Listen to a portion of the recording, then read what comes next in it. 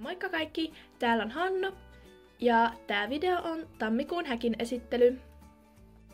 Eli aloitetaan täältä yläkerrasta. Yläkerrassa asuu tällä hetkellä Usva ja Neva.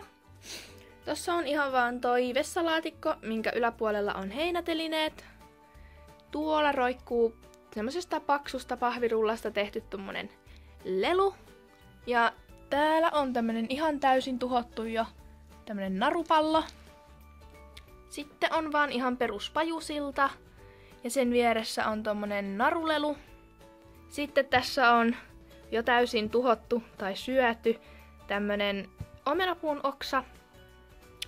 Täällä on Ikeasta hankittu tämmönen matto.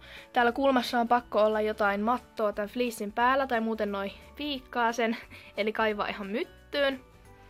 Sitten on tää Millalta saatu pallo, ja kanit tykkää tästä ihan hirveästi. Sitten on tämmönen toisenlainen kilinälelu. Ja tossa roikkuu vielä salaattipallo, että tohon mä laitan poikasille aina välillä sitten jotain herkkuja. Sitten on vaan vielä tämmönen vaaleavihreä fleece ja sen päällä on juoma-automaatti. Ja pohjalla on siis tommonen sininen fleece.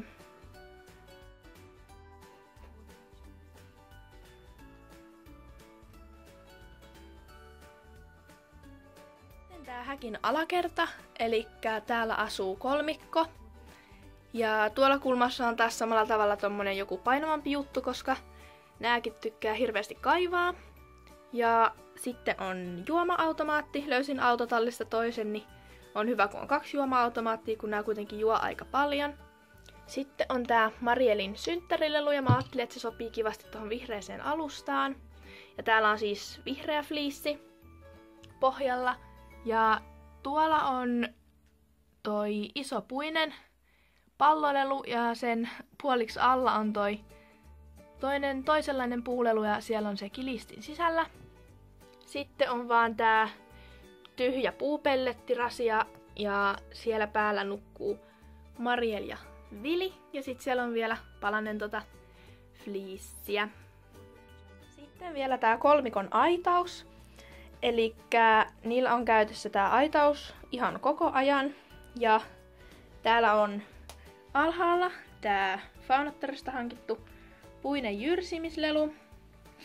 Tossa on vaan toi mun pyykkikori, mikä pitää aitaa pystyssä. Sitten on tää Ikeasta hankittu peti. Sitten on vessalaatikko ja heinäteline. Ja heinä on nyt ihan loppu, pitää noillekin laittaa lisää heinää. Ja sitten viimeisenä vielä on tämmönen ihana maja. Tää on semmonen pehmomaja. Äiti osti tän pupuille joululahjaksi.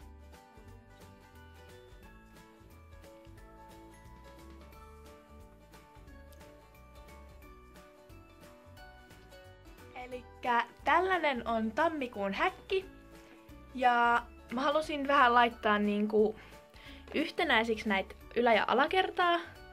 Et niinku alhaallahan on vihreä fleece ja ylhäällä on sininen. Niin sit mä laitoin alas tonne vähän sinistä ja ylös myös vähän vihreätä. Niin mun mielestä tästä tuli tosi kivan näköinen. Vähän niinku sopii yhteen, vaikkei olekaan ihan samanlainen. Mutta tää oli siis nyt tässä ja nähdään ensi videossa taas. Moikka!